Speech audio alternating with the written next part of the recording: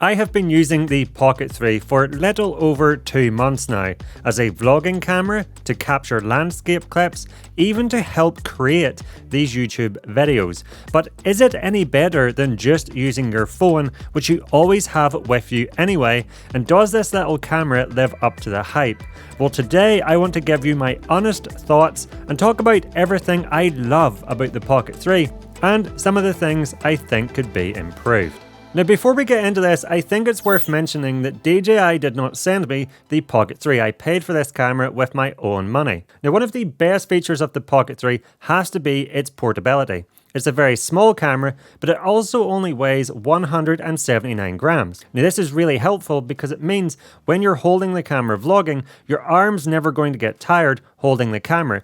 Also, you're not really going to notice that weight in your pocket or in a bag. The Pocket 3 comes with this really nice protective case, which I really like, because it means you can simply place the Pocket 3 inside and then put this into your pocket, instead of having to put it back into a backpack or camera bag, and this means you can pull it out much easier and faster if you see something you want to record. Now, one of the big benefits of the size of the Pocket 3, especially for vlogging, is if you're out in public talking to the camera, it's incredibly discreet. Because the Pocket 3 is so small, especially when it's in your hand, people are probably not going to notice you using it at all, and this means you will feel much more comfortable vlogging to it. Another thing I absolutely love about the Pocket 3 is its ease of use.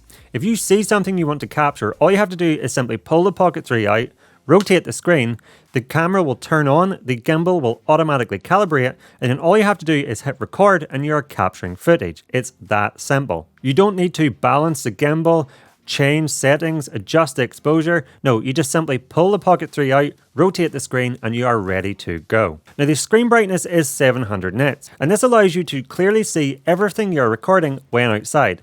I personally have yet to run into a situation where I wish the screen would be brighter. The screen, when you're touching it, is also very responsive. Menus are quick and easy to access, and the essential settings such as resolution and FPS or color mode aren't buried within menus upon menus upon menus, so it's really easy to make changes on the fly. I also love the fact that if you triple press the joystick, the gimbal now rotates round to face you, but you can also see the screen to see what you are recording. And this is where the Pocket 3 scores its first major advantage over using a phone.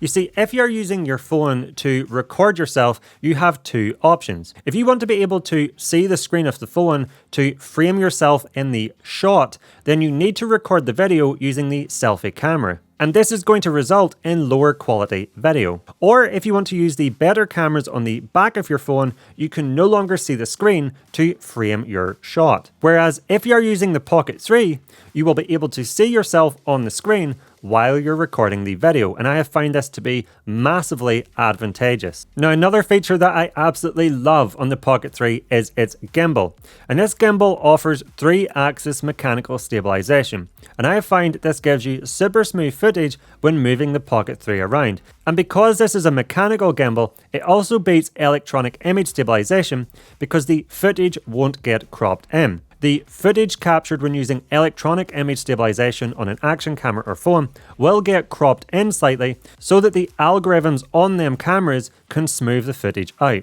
To get something similar to the stabilization offered on the Pocket 3, you would need to attach your phone to a gimbal such as the DJI OSMO Mobile 6. But this is a much larger setup, which means you need to carry more gear. Now, just quickly, if you're getting value from this video, please let me know by giving me the thumbs up and clicking that like button down below. And if you love all things Pocket 3, but also action cameras, drones, gimbals and more, and want to learn about the best settings to get up and running quickly, and tips and tricks to help you get more cinematic videos and better looking images with your gear, then please consider clicking that subscribe button down below. And when you're down there, make sure to check the notification bell so that you will be alerted when my new videos are released. It would be greatly appreciated. Now, if you ask me what is the thing that surprised me most about the Pocket 3, it has to be the camera. I am just blown away by how good the footage is coming from this little camera. Now, the camera on the Pocket 3 has a 1-inch sensor, and this helps the camera capture more light and results in better low light performance. The camera also allows you to record up to 120 FPS 4K slow motion, up to 4K 60 FPS video, Although if in vertical or portrait recording mode, this resolution drops down to 3K, which I personally think is more than enough if you're posting the clips online to social media websites such as Instagram.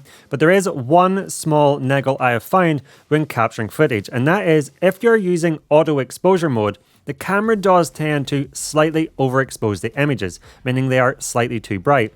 This is really easy to fix. All you have to do is go into your exposure settings and lower exposure compensation to around negative 0.3 or negative 0.7, and then this won't happen. Now you also get a specific low light mode on the Pocket 3, and this is very impressive. As you can see from these clips captured at nighttime, the Pocket 3 footage looks great and is impressively clean. And when capturing footage in low light, this is another area that the mechanical gimbal on the Pocket 3 beats the electronic image stabilization available on action cameras. Just take a look at this comparison. You can see the footage captured on the Action 4 is moving around a lot more than the footage captured with the Pocket 3, and that's because the algorithm that electronically stabilizes the footage starts to break down in lower light. Whereas because the Pocket 3 is mechanically stabilized, you get perfectly smooth shots no matter how dark the location is that you are recording. You also have 3 color modes available on the Pocket 3, and all these color modes record in 10-bit. A feature I was happy to see added to the Pocket 3 is the ability to adjust the image settings. And I find this massively beneficial because the image that comes from the Pocket 3 is slightly too sharp. I find it has a digital look to it. But by simply lowering the image sharpness setting, you can get much more natural looking footage. Now the camera lens has a minimum focusing distance of 0.2 meters, and this is great because it means you don't need to hold the camera super far away from yourself when vlogging to make sure that you are sharp and in focus. The camera lens also has a 20mm equivalent focal length with a fixed f.2 aperture. Now I have found this is the perfect field of view for vlogging. It's wide but not too wide, so you don't get that super wide action camera look. This looks more like footage captured from a traditional camera. Although additionally, if you would like the image to be wider, there is this 15mm wide angle lens which you simply snap on the front of the camera. It's magnetic, and now you have a wider angle, perfect for getting more of yourself in the frame or for capturing landscape shots. Although to be completely honest, apart from a few tests, I haven't used the wide angle filter on the Pocket 3 when capturing footage. I much prefer how the footage looks without that wide angle filter. And this brings me on to the first thing I think could be improved, and that is the magnetic ND filters. I would much rather see a system like on the DJI Mini 4 Pro where they twist on or twist off, as this would provide much more security when the filters are attached to the Pocket camera. Now, I have absolutely sung the praises of the camera on the Pocket 3, and quite rightly so. It's fantastic. But one of the areas where it falls down slightly is the photo quality. The Pocket 3 only captures 9.4 megapixel stills.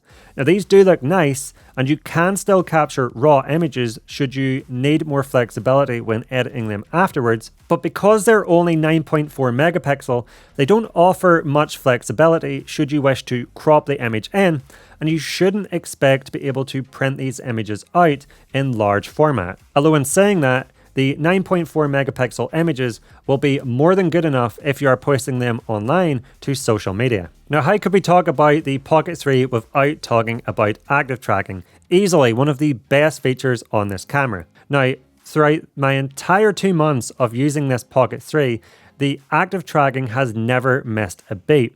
It always locks onto that subject, and it rarely, if ever, loses tracking off that subject. I think out of hundreds of clips where I've used the Pocket 3 to track myself, it's lost me once. The tracking is superb. And this is another area where the Pocket 3 massively wins over something like a smartphone or action camera, especially as a solo filmmaker. Because I can put the Pocket 3 down on a tripod, start it tracking me, and then as I walk around my environment, I get these dynamic clips that have movement in them. Now, something worth noting is that the Pocket 3 does not have a 1/4-inch thread on the bottom of the main unit, so if you want to attach the Pocket 3 to the top of a tripod, you will need to use this 1/4-inch thread extension handle. And when this is attached to the Pocket 3, you now have a 1/4 inch thread on the bottom of that extension handle, so you can place the Pocket 3 on top of a tripod. Now, to be quite honest, I find myself always leaving that 1/4 inch thread extension handle attached to the Pocket 3. And the reason for this is whenever it doesn't have that handle attached, I find the Pocket 3 slightly awkward to hold. I don't quite know where to place my hand. I'm either covering the screen or I'm covering the internal microphone holes that are dotted around the Pocket 3. I find the Pocket 3 is much more natural to hold, much easier to handle with that 1/4 inch extension handle attached. Now, another thing that really surprised me about the Pocket 3 is the internal microphones. For some reason, maybe it's just me, whenever I think of internal microphones, I think of tinny sounding bad audio, but that is not the case on the Pocket 3. The Pocket 3 has 3 internal microphones that capture omnidirectional audio, and the quality of this audio is truly exceptional. As long as you're not standing too far away from the Pocket 3, you will be very impressed, and I have been super impressed with the audio captured with them internal microphones. This is a sample of how the audio sounds using the internal microphones on the Pocket 3, so you can get an understanding of just how good them internal microphones sound as long as you're standing close to the Pocket 3. Now, if you purchase the Creator Bundle, which I highly recommend picking up for the Pocket 3, you also get the DJI Mic 2, which is a wireless microphone transmitter. Now, this is an amazing addition to the Pocket 3, as it means you don't need to stand close to the Pocket 3 anymore to get incredible audio. This microphone is also an improvement if you're capturing audio in windy conditions, because the Mic 2 comes with a windscreen, which you can simply attach to the top of the microphone, and now that will cut out a lot of the wind noise. Battery life is also excellent on the Pocket 3 and can last for up to 166 minutes. And in my testing, I have been able to get very close to this operating time while doing a continuous 4K 25 FPS recording, achieving around 146 minutes before the battery fully depleted and the Pocket 3 automatically turned off. And if you do purchase the Creator Combo, which again I highly recommend, this can be extended by attaching this, the battery extension handle, to the bottom of the Pocket 3, which can increase the operating time by approximately 62%. Now, this battery extension handle is great and can save you in a pinch because it's hot swappable. So if you're recording on the Pocket 3, maybe you're recording an interview and you notice the battery is starting to get critically low, you can actually attach the battery extension handle to the Pocket 3 and you don't need to restart the Pocket 3, you don't need to turn it off, and importantly, it won't stop the recording, which is fantastic. This is a great feature. Now, as mentioned, this is an internal battery on the Pocket 3, so you can't remove it. So once that internal battery is depleted fully on the Pocket 3, you will need to stop recording and charge the Pocket 3 back up. However, one of the features that I have found so useful in the Pocket 3 is the fast charging capability. So if you attach the Pocket 3 to a charger producing 30 watts or more of charge, you can charge the Pocket 3 from flat to 80% in only 16 minutes via the USB-C port, and to 100% in 32 minutes. So this is incredibly fast. From my experience, if I come home from recording a location, put the Pocket 3 on charge, by the time I have pulled the files off the microSD card and organized them, the Pocket 3 is almost fully charged and ready to go again. Now, overheating issues are something I have seen discussed online about the Pocket 3, and for me personally, this is not something that has caused a problem. However, I will say that I do record outdoors nearly all of the time. I did do one recording indoors once where after around 50 minutes, I did get a overheating recording stopped message appear on the screen, but this is the one and only time I have ever seen that message come up. And 50 minutes is a fairly long recording. So I don't think overheating issues, in my experience, is something you're going to run into with the Pocket 3, unless you're doing something like capturing really long video clips of an interview indoors, for example. Now, if you haven't guessed by now, I absolutely love the Pocket 3. But the one main downside to the Pocket 3 is the fact it's fragile. There's no getting around it. You can't treat this camera like an action camera, and that's something you have to remember when you're out using it. You have a mechanical gimbal, which will be prone to breaking if you drop the Pocket 3. You have a large screen, which has relatively no protection, and you don't have a changeable lens cap on the camera. So if you damage the glass in front of the camera, you will need to replace the entire unit. Now, I have had to replace the Pocket 3 once already using Care Refresh. I had the Pocket 3 on top of a tripod, the wind blew and knocked the Pocket 3 over.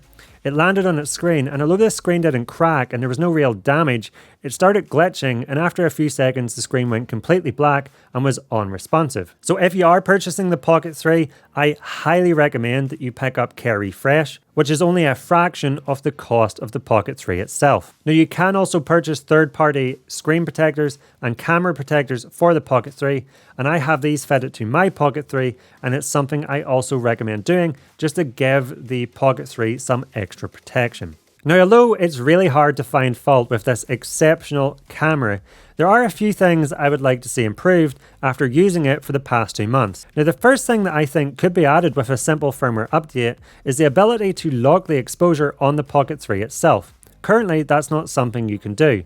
To lock the exposure, you have to pair the Mimo app to it, and then you can lock the exposure on your phone using the Mimo app. Now, this is beneficial because if you're using automatic exposure and you're panning down from the sky to the foreground or up from the ground to the foreground, for example, you will get quite large exposure shifts if you're using automatic exposure.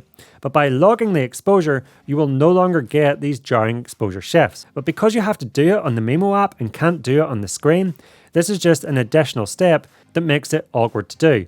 It would be nice if we could do it on the screen like other DJI products like the Mini 4 Pro, where you simply press and hold on the screen to lock the exposure. Next, there's no built-in storage on the Pocket 3. It would be nice in future models to see a small amount of internal storage added, again like other DJI products, so that if you do forget your microSD card, you can still capture some footage with it. Next, it would be nice to see some kind of water resistance added to the Pocket 3. You have to remember the Pocket 3 is not waterproof. Now, this caught me out recently because I was out capturing a waterfall and there was quite a lot of spray coming off the waterfall and onto my Pocket 3. And this started to make me resistant to using it because I didn't want the water to get in around the gimbal or in behind the screen and damage the Pocket 3. Also, if it starts raining, you have to put the Pocket 3 away, and this just limits situations that you can use this camera. Lastly, something I would love to see added to the Pocket 3, and again is something I think could be added with a firmware update, would be the ability to mark points for the gimbal to move between, so that when you start recording video, the gimbal moves independently of your movement. This could be super useful for solo filmmaking and is already available for motion lapses, but just not video modes. It would be great to see it added for that. And these are all the things that I would like to see improved, and as you can see, they're all minor because the Pocket 3 is fantastic. So if we go back to the initial questions we asked at the start of this video, is the Pocket 3 better than just using your phone? Absolutely.